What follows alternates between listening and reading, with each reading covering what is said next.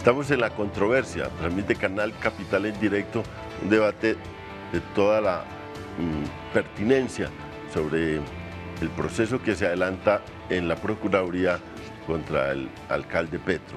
Aquí yo veía, pedían el derecho a réplica. Vamos. Y lo vuelvo a pedir, y lo pido también. Y ¿no? lo pido. Okay.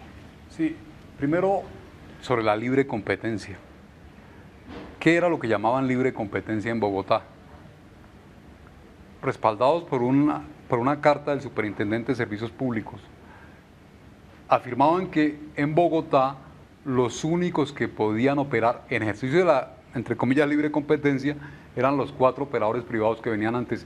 Y llegó el superintendente a decir en una carta de diciembre del año pasado que esos 4 operadores eran los dueños, lo cual es absolutamente escandaloso, de los llamados contratos de condiciones uniformes, es decir, que eran los dueños de los usuarios. Ahora, en ninguna norma en el país se afirma que la libre competencia equivalga a la prohibición de que exista un operador público. Y lo que se hizo en el esquema de aseo en Bogotá fue incluir un operador público. Ahora, la libre competencia en el servicio de aseo no ha sido probada hasta ahora en una ciudad como Bogotá, ni ha sido reglamentada por el gobierno nacional, que debería hacerlo. Pregunto yo a quienes defienden la libre competencia, ¿quién controla en la libre competencia el debido cumplimiento de las obligaciones si con contratos incumplían reiteradamente, como sucedía antes del 18 de diciembre? ¿Cómo sería sin contrato alguno, que era lo que pretendían que sucediera el 18 de diciembre? Es que la ciudadanía va a tener claro que lo que pretendían era que en Bogotá no hubiese ningún control sobre el servicio de aseo, sino que unos señores libremente, con su equipo y sus recursos, prestaran el servicio. Ahora, ¿por qué no se ha manifestado hasta ahora por la autoridad competente que los decretos que soportaron todo este sistema sean ilegales?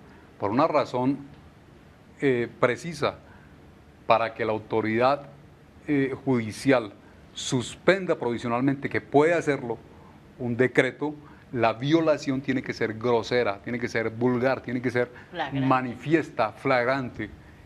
Y la jurisdicción ha encontrado que en el caso de los decretos de aseo, esa contradicción flagrante y manifiesta entre la ley y el decreto no existe. Ahora, en la jurisprudencia de la Corte Interamericana de Derechos Humanos, lo más importante es que se manifiesta la absoluta vigencia del artículo 23 de la Convención Interamericana de Derechos Humanos, que está siendo violado por toda la legislación colombiana. Ese artículo 23 dice, primero, el derecho a ser elegido. Segundo, el derecho a ocupar un cargo público así no sea electo. Son derechos humanos fundamentales. Acceder a funciones públicas. Acceder a funciones públicas. Son derechos humanos fundamentales. Y segundo dice, ese derecho fundamental solamente puede ser afectado por decisión de un juez penal. Ahora, ¿qué pasa con la Constitución política? Que pregunta la doctora María Victoria Vargas. La Constitución política no le da al procurador la facultad de declarar inhabilidades. Esa facultad se la otorgó la ley. La Constitución lo que dice es que el alcalde puede separar de su, perdón, el procurador puede separar de su cargo a un funcionario por violación grosera y manifiesta de la ley. Entonces, aquí hay una contradicción entre la ley que desarrolló las funciones de la Procuraduría y la Constitución. Y la norma internacional que hace parte de la Constitución. ¿Sí? Ahora, por otra parte, hay que señalar un vacío que ese sí es cierto de la Constitución política. Yo afirmo que no hay en la normatividad colombiana una regla que determine quién es el juez disciplinario del procurador. La Constitución establece que el procurador debe ser juzgado por la Corte Suprema de Justicia en caso de que cometa delitos. Pero si el procurador incurriera en una falta como la que le endilga al alcalde Petro, no hay quien lo juzgue disciplinariamente. Por ejemplo, yo podría conformar un pliego de cargos para demostrar que cuando el procurador incumplió sus deberes constitucionales de prever las apropiaciones presupuestales necesarias para desarrollar la carrera administrativa en la Procuraduría, incurrió en una falta de planeación que sería disciplinable. Y resulta que la Corte Constitucional le dijo hace pocos meses al procurador: usted está en situación de inconstitucionalidad, usted no está cumpliendo la carta política, usted está nombrando 700 funcionarios de alto rango como si fueran de libre nombramiento y remoción y deberían ser de carrera. ¿Y saben qué respondió el procurador? Es que no tengo presupuesto.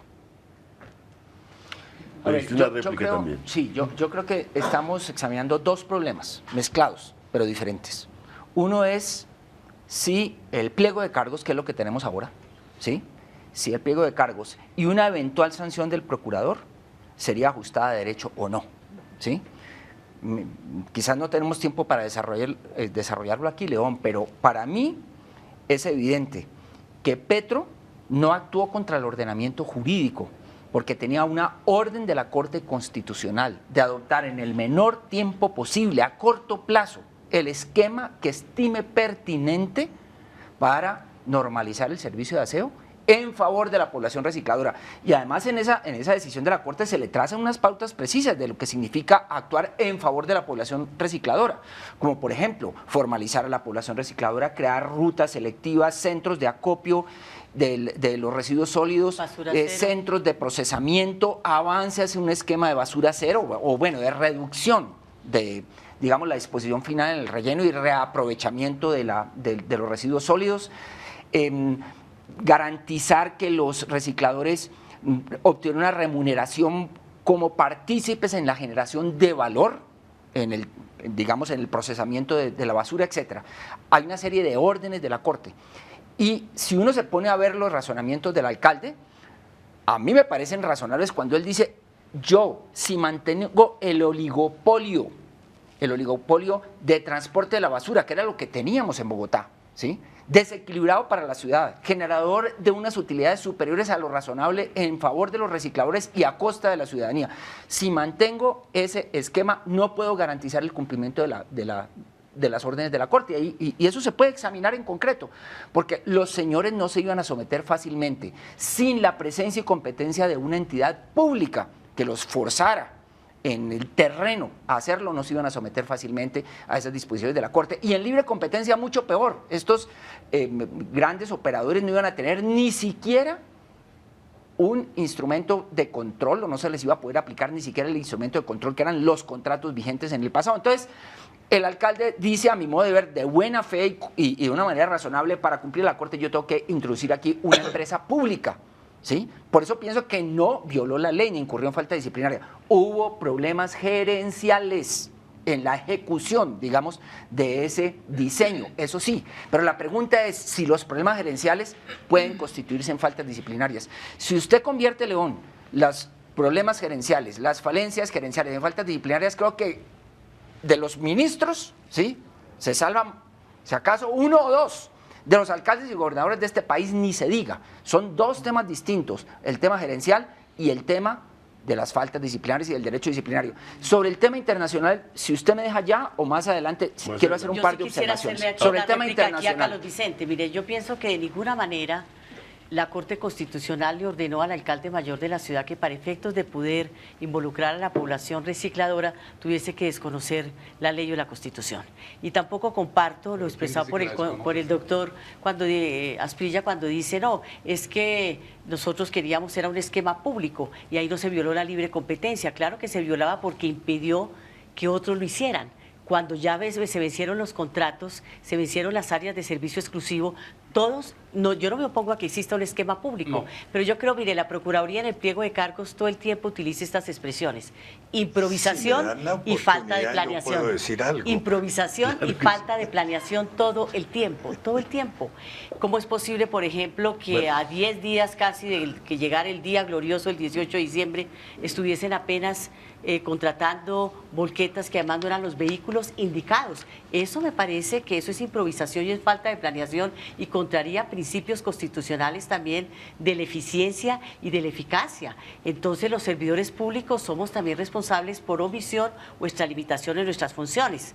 De manera que yo sí lo creo... gaseoso que son esas expresiones, María Victoria. No, no es y gaseoso. lo más tipificadas que No, están las faltas disciplinarias en ese código y cómo se viola el principio de legalidad, de previa tipificación de las conductas que constituyen faltas disciplinarias. Esa es una violación, volviendo al terreno internacional, del artículo, creo que es el 9º de la Convención Americana sobre el principio de legalidad. Sí, pero los servidores públicos solamente podemos hacer lo que está permitido.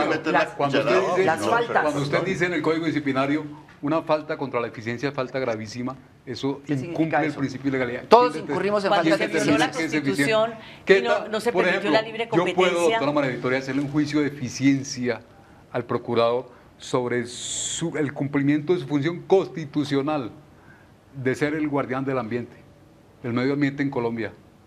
¿Dónde está la eficiencia del procurador ahí? Y entonces le podría estructurar una falta disciplinaria. ¿Quién lo va a juzgar? Yo creo, León, que me tiene que invitar a otro programa para que yo pueda presentar mi punto de vista. Aquí estamos porque he aprendido derecho, lo reconozco, por eso no voy a entrar en esas profundidades jurídicas, pero voy a hacer algunas precisiones que yo creo que le interesan a la teleaudiencia. En primer lugar, la confrontación alcaldía y procuraduría cada día adquiere nuevos ribetes, se desarrolla en nuevos campos. Hasta el momento yo había entendido que la alcaldía decía, la procuraduría procede con un sesgo político. Está bien. Pero aquí Guillermo Asprilla nos acaba de decir, y hay un sesgo económico, ojo, porque es que el procurador está favoreciendo a unos contratistas, no solo en Bogotá, sino en todo el país, unos contratistas. Entonces hay un sesgo económico. La Procuraduría está al servicio de unos contratistas particulares. Y ahora el doctor Asprilla dice, y hagámosle también un proceso disciplinario al procurador. A ver cómo es que el procurador aplica las normas de carrera administrativa, cómo incorpora su planta de personal o de funcionarios, si tiene partida en el presupuesto, si no tiene partida en el presupuesto, y si el procurador está cuidando el medio ambiente o no. Entonces esto cada día tiene nuevos desarrollos. Otro punto. La Constitución prevé que los servicios públicos los preste el Estado a través de los municipios, a través de entidades oficiales, pero también que los preste el sector privado. Eso lo decide... Pero el garante es el sector público. Perdón, doctor, que no lo interrumpí. Excúseme. Eso lo deciden las autoridades competentes, entre ellos los alcaldes. Y si uno mira la historia de Bogotá, aquí hemos tenido todas las fórmulas. Aquí uno mira el siglo pasado, los servicios estuvieron en cabeza del sector privado, por lo menos la primera mitad del siglo pasado. Después el distrito decidió comprar empresas de servicios públicos, se oficializó. Después se privatizó el servicio de aseo, han privatizado la energía, en la medida en que han venido vendiendo acciones de la empresa de energía, también de la empresa de telecomunicaciones. Todo eso lo puede hacer un alcalde. El alcalde puede decir, voy a oficializar, voy a privatizar, pero lo debe hacer bien, no debe chambonear, que es lo que ha ocurrido en este caso. ¿Y eso es falta disciplinaria? ¿El chamboneo? Obviamente, que lo hubiera perdóneme, no lo interrumpí, pero me voy a referir a sus faltas gerenciales. Las faltas gerenciales pueden causar detrimento patrimonial, por ejemplo. Y en este caso, doctor Carlos Vicente de Rú, la Contraloría Distrital ha iniciado un juicio de responsabilidad fiscal por 62.000 millones de pesos. Falta gerencial. La falta gerencial puede acabar con el medio ambiente. La falta gerencial puede crear una emergencia sanitaria. No, la falta gerencial puede. No, por eso. Y lo que dice la Procuraduría es que en este caso ocurrió. No habla la Procuraduría de falta gerencial, pero yo le acepto su palabra. Falta gerencial, pero la falta gerencial puede tener unas consecuencias en la práctica frente a los derechos ciudadanos, frente a la ley, que caen dentro del Código Disciplinario. Y un último punto. El distrito, el alcalde, nuevo modelo, vamos a oficializar, a distritalizar, a estatizar el servicio de aseo. Y entonces uno mira qué ha ocurrido en 2 años que ya está cumpliendo la administración Petro. Se ha oficializado el 50%. ¿Cuándo el proyecto era oficializar el 100%. Tanto que compraron equipo que lo tienen ahí arrumado en un parqueadero, equipo nuevo, que costó 80.000 millones de pesos. Compraron equipo para atender el 100% de la ciudad, pero se dieron cuenta de que no podían atender el 100%, están atendiendo el 50%. ¿Quién atiende el otro 50%? Unos contratistas particulares. ¿Cuáles contratistas? Los que el doctor Petro encontró. Cuando Petro se posesiona, esos contratos se están venciendo a los 3 meses. Cuando Guillermo Asprilla era, antes de ser secretario de gobierno, director de la Unidad Especial de Servicios Públicos, de la UESP.